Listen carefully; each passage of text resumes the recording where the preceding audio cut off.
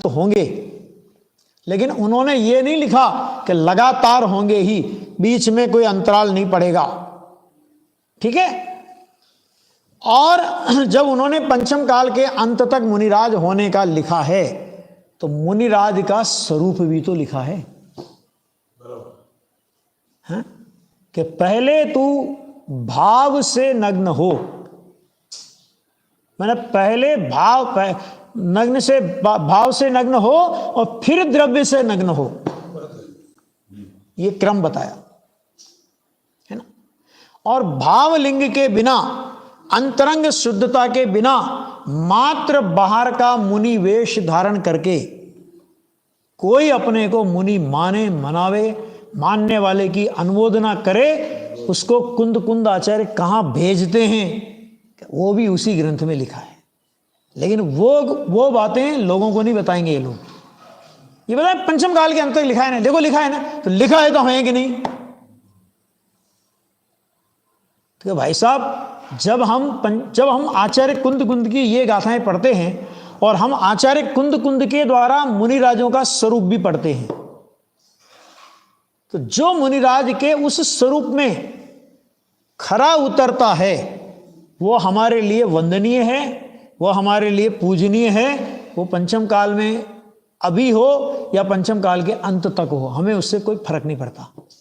लेकिन जहां मुनि दशा का बाहर का वेश भी व्यवस्थित नहीं हो, जहां बाहर के नग्न दिगंबर वेश में भी अनेक प्रकार के दोष लगाए जाते हों, है ना, और जो मुनियों के काम नहीं है, उन काम को करने का ठेका ही जिन लोगों ने ले लिया हो, काम तो ग्रस्तों के ही काम करेंगे, क्योंकि ग्रस्त तो कर नहीं रहे, है ना, तो हम कैसे मान लें उनको मुनि, और कैसे हमारा माथा वहां झुक जाएगा। समझ आ गया ना। वे मुनि नहीं हो सकते, क्योंकि मुनिराजों का काम ज्ञान, ध्यान और अध्ययन, ये मुनिराजों का काम है। मुनिराजों के विकल्प की मर्यादा 28 मूल गुण तक है, इससे अधिक विकल्प मुनिराज की भूमिका में नहीं आ सकते।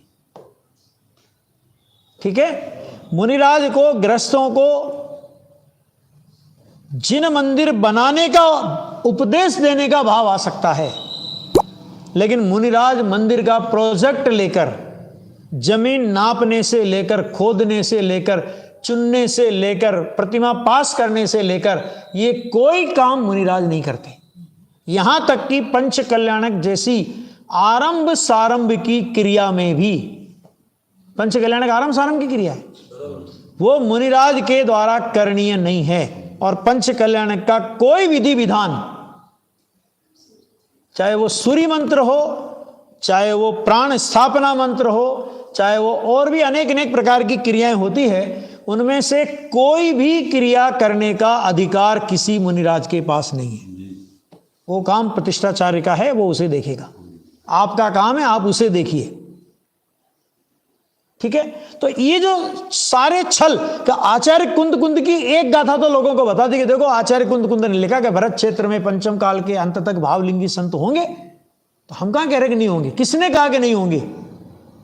लेकिन वो भी तो देखो कि कुंद कुंद ने किसको भावलिंगी संत कहा, और वास्तव में द्रव्यलिंगी भी किसको कहा, भावलिंग के बिना द्रव्यलिंगी भी किसे कहा। और फिर अपने आप को तोल लो कि हम भावलिंगी में आते हैं या द्रव्यलिंगी में भी नहीं आते। भावलिंगी में तो आने का सवाल ही नहीं, लेकिन क्या हम द्रव्यलिंगी कहलाने के लायक भी हैं, ये अपने आप को तोलने पहले बोलने वाले। क्यों कुंद कुंद आमनाय का वो करते हो ना। और बहुत से लोगों ने तो क्या, अभी तो थोड़ी क्या है कि अपनी दुकान चलाने के लिए कुंद कुंद आमनाय बोलना पड़ता है, नहीं तो कुछ ऐसे मेरे को शब्द बहुत गलत लगेगा, लेकिन जब उन्होंने कुंद कुंद के लिए ऐसी गलत किताब लिख दी, मेरे पास वो किताब है, किसी को पढ़ना हो तो पढ़ सकता है, ठीक है, और अपनी अलग आमनाय पुष्पदंताध्यो के नाम से चला दी, और कुंद कुंद पर ऐसे अनर्गल आरोप लगाए, अब ऐसे बेशर्मों को क्या हम मुनि मान लेंगे? और उनके चरणों में हमारा माथा झुक जाएगा? गुरुदेव आज के 40 साल 43 साल गुरुदेव श्री को हो गए, और गुरुदेव श्री का जब हम 78 का 80 का 70 का प्रवचन सुनते हैं, गुरुदेव बोलते हैं अत्यारे कोई भावलिंगी तो दूर द्रव्यलिंगी पण देखाता नथी। द्रव्यलिंगी भी नहीं दिखती। क्यों? क्योंकि द्रव्यलिंगी भी केवल उसके अंदर 3 चौकड़ी कसाई के अभाव की बात के अलावा भावलिंगी मुनिराज और द्रव्यलिंगी मुनिराज के वर्तन में कोई अंतर नहीं होता।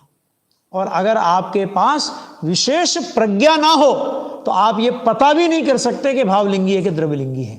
और इसलिए टोडरमल जी ने कहा कि यथार्थ द्रव्यलिंगी भी अगर हो तो वो वंदन करने योग्य, सम्यक दृष्टि भी वंदन करेगा उसका। क्यों? क्योंकि व्यवहार चारित्र में वो अधिक है। उसका उदाहरण क्या दिया कि घर में कोई घर में कोई है तो दरिद्री, लेकिन घर में अपने से बड़ा है तो उसका आदर किया जाता है ना। और दूसरी बात कि मुनिराज संघ में होते हैं, तो संघ में होते हैं तो किसी को नमस्कार करे और किसी को नमस्कार नहीं करे तो उसका द्रव्यलिंगपना जगत में जाहिर हो जाएगा, संघ में विरोध हो जाएगा। हां, अगर कोई मोटी भूल दिखाई दे, सूक्ष्म भूल जो केवल उसको पकड़ में आवे और सामान्य जनता को पकड़ में नहीं आवे, तब तक ठीक है। लेकिन अगर कोई ऐसी स्थूल भूल दिखाई दे तो सम्यक दृष्टि फिर ये लिहाज नहीं करता कि क्या होगा, फिर वो वंदन और नमस्कार का सर्वथा त्यागी होता है। ठीक है, ये स्वरूप कुंद ने बताया कि वो स्वरूप भी, मैं इसीलिए कई बार कहता हूं कि आज समय सार से भी ज्यादा अष्टपाहुड़ के प्रचार की आवश्यकता है। क्यों? अपन तो ठीक है, बाकी अपन ढीले, बहुत लोग होते हैं ऐसे, अरे अपने से तो अच्छे ही हैं, इतना त्याग तो कर ही रखा है, अपने से तो अच्छे ही है। मैंने कहा अपन कितने अच्छे? तो कुंद की अगर पंचम काल के अंत तक मुनिराज होंगे, ये बात हमको स्वीकार है, तो कुंद की वो बात भी तो हमको स्वीकार होनी चाहिए जिसमें मुनि दशा से विरुद्ध काम करने वाले को उन्होंने सीधे तिर्यंच योनि